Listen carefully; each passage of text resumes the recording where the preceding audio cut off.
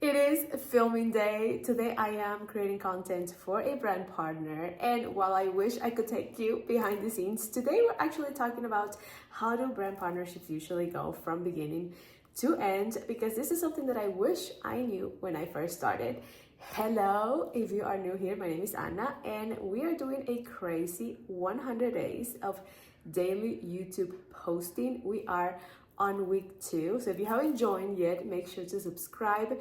We are talking about many different things, including content creation as a mom, as a stay-at-home mom, homeschooling and travel and lifestyle here in Reno, which is where I live, creative living as a mom, book lover stuff. So it's going to be fun, and make sure you join us on this ride.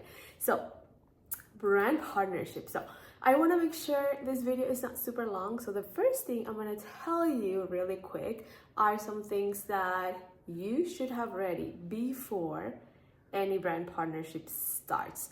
When you are pitching to brands or when you are expecting brands to reach out, it's very important to be prepared for the yes, and having these things ready is going to help speed up and smooth out the entire process. So thing number 1 is your rates. You want to have sort of like an idea of your starting base rate.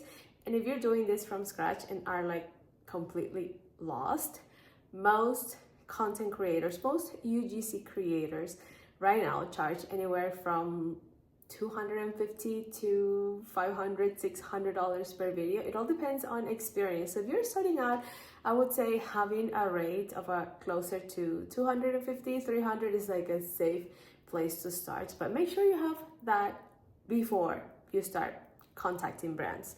So that's number 1. Number 2, a contract or an agreement, and this is to protect yourself. There are mixed opinions between creators whether this is necessary or not.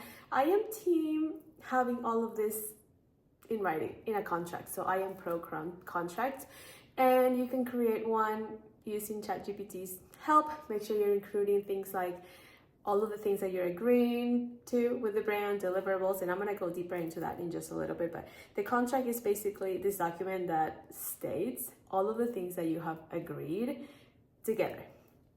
Next thing you wanna have is a way to collect payments, and this could be something like PayPal, or it could be like an invoice processing platform like Stripe. Just make sure you have something set up so when payment time comes, you know what to do.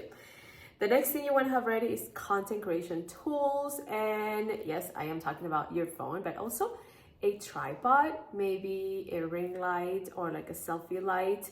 You want to make sure you have all these tools so when you are ready to film for your first brand, you don't have to go and get it. A tripod is a must, even though organic content and like very natural content can be made with like holding your phone. I think you will definitely need a tripod to be able to do a variety of angles, so make sure you get one. I'm going to leave some of my content creation tools here in the description so you can check them out. The next thing that you want to have ready before any brand partnership is a way to share your content, and this can be as easy as setting up your Gmail email address and having your Google Drive active. It is really easy to share content using your Drive. Just make sure you have enough space, and then when you're ready to send to brands, you're just gonna copy that link and send it to them. The last thing you want to have ready is an editing tool, and actually knowing how to use it. So make sure before you are, I'm assuming that if you are pitching to brands, you have edited content before, but make sure you know how to use the tool that you plan to use for these brand partnerships.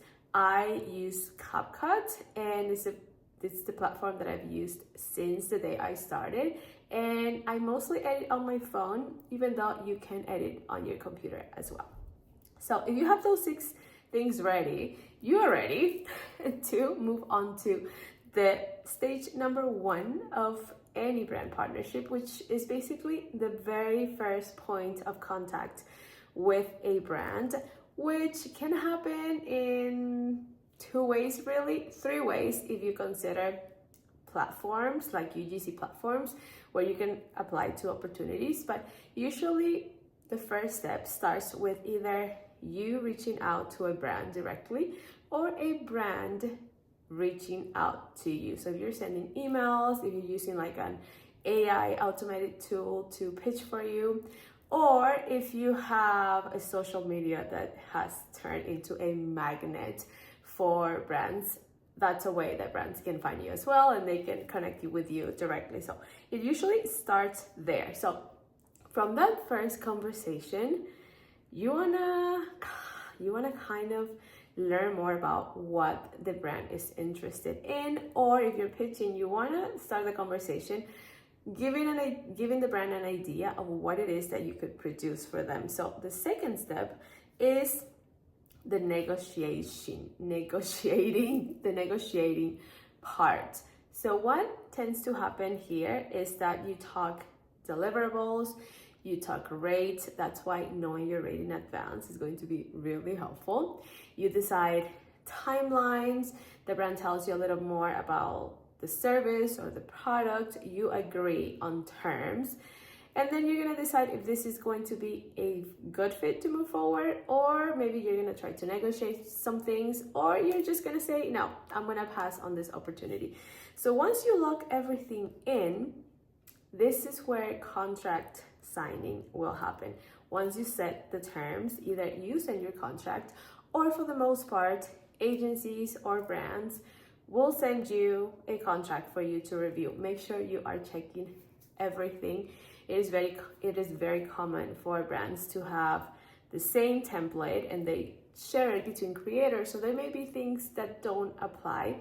Make sure everything that you have agreed to, it's written there. There may be the need to do some adjustments.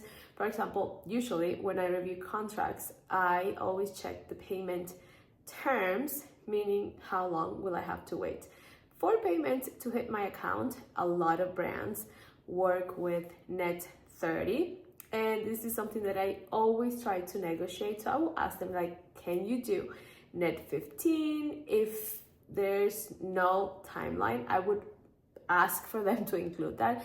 Can we do net 7, net 15? So always make sure you are checking the agreement in detail. Check things like whitelisting. Are you giving whitelisting access? Check things like raw content. Is the brand expecting you to include that? Because all of these things should be charged, should be an extra fee. Okay, once you check and signed everything, you are ready to start. But before getting into any filming, you need the product. Unless this is like an app or a digital product, you usually have to wait a couple of days until you receive the product. Make sure, it's just like my tip. Make sure you are not getting the product delivered until you have signed the agreement, until you have decided what you're going to do and you have agreed on it. Just as a safety, like I just want to smooth everything out for you. So just make sure everything is signed and then the product gets shipped. Most products will take about 3, 5, 7 days, depending on the product. But what I like to do while I'm waiting for the product is actually the next step, which is concept, ideas, even coming up with the script of my video. This is going to save you so much time. I wish I knew this when I started. So when I started, what I would do is like I would get the product and then start thinking like about what I could create. But having this time gives me this period where I can directly talk to the brand or the agency, share my ideas, share my concepts, and we can lock in the exact script.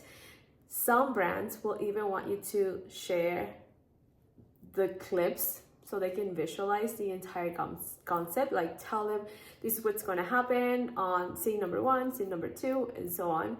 So this time that you have is great to get a head start on this part because it's going to make your filming piece so much easier. Create your concepts. If you're doing multiple, put them all, share them via email, get the brand's approval, and then get ready to film. Once you have everything, that is probably my favorite part. It depends. Okay, it depends on whether I'm gonna have some help here, because having the kids and filming can be challenging, but filming time is really fun because now you have basically your roadmap with all of the concepts that you did, and something that I like doing when I'm filming is organizing based on the scenes that I'm gonna do. For example, I like doing all of my straight to camera videos at once, and then if I'm doing b-roll in multiple locations, I consolidate them so it's easier to film. I rarely finish one concept in one day, just due to my schedule and my homeschooling, and I'm not filming the entire day, so I have to organize, and this is something that you can decide on your own based on your schedule. But if I'm filming for multiple brands, I try to do them on different days. It just works better with my mental ability, and organizing my files later on my phone, it's easier if they're together and they're not multiple brands mixed in there. Your script will act as a shot list, so make sure you keep it handy, make sure everything is making sense to what you have decided. Make sure your clips are not super long. For example, if you're shooting like yourself eating something on your table, make sure you're not doing like 30-second to 1 minute long videos, because that's gonna make the next step really, really challenging. It's just gonna be very time consuming. So make them short. If you have to like get up and like pause your phone multiple times, make sure you're doing that. Shorter clips are going to be a lot easier to manage later on. So next stage, editing. So that's why it's important for you to have knowledge on how to use these tools already, so you're not figuring it out as you are doing it. So the editing part is also something that I really enjoy, but it is something that not many creators do. And if you start doing this for a while and things start picking up, you may want to consider hiring someone to do the editing for you. And also having the script and the concept that you did before is going to be so useful, so they can use it as a roadmap and put your entire concept together. So editing, basically putting everything, all of your idea, finally in one piece and getting it ready to send to the brand, which is the next step, sending your content. And this is where the Gmail and Google Drive platform, I guess, is going to be really helpful. Literally the only thing that you have to do is export your video from CapCut, put it in your laptop, and then move that into your drive and share that link with the brand. That way they're going to be able to see it, review it, and give you some feedback. It is very common for brand partnerships to include 1 to 2 revisions of the content, and this is usually free of charge. Anything extra, anything that requires you to refilm multiple things, all of these things should be included on the agreement, by the way. But if you have to like switch outfits and do something that wasn't agreed on before, that should be charged for an additional fee. So 1 to 2 revisions, and they're usually small things. It could be things like, can you flip this clip and maybe try something different? Can you change the voiceover to say this? They are small tweaks.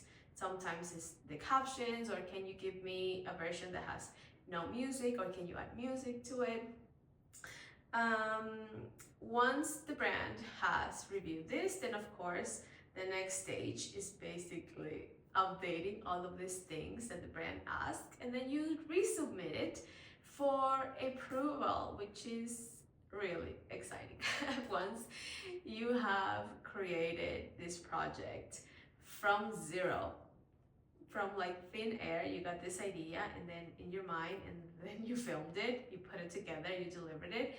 It's really exciting once you get to the point where everything gets approved.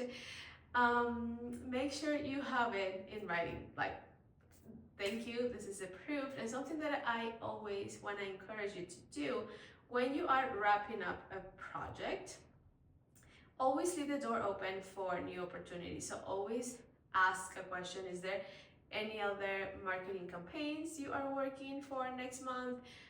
Maybe offer a special deal, a special bundle that you have. Invite them in to work with you again. Always. So always leave the door open with every brand, unless you didn't enjoy the partnership, of course. Always leave the door open for them to hire you again. So the last thing that happens, because I did not forget about this, is payment. And like I said, there are a lot of brands and agencies that have payment terms. A lot of them are between 15 and 30. You want to try to negotiate this, but the reality is that most do take between 15 days and 30 days. So plan for that. When you're first starting, any income that comes your way is really exciting and it just feels like something extra. But when you want to make this your full-time job, you want to be able to start planning for your future income.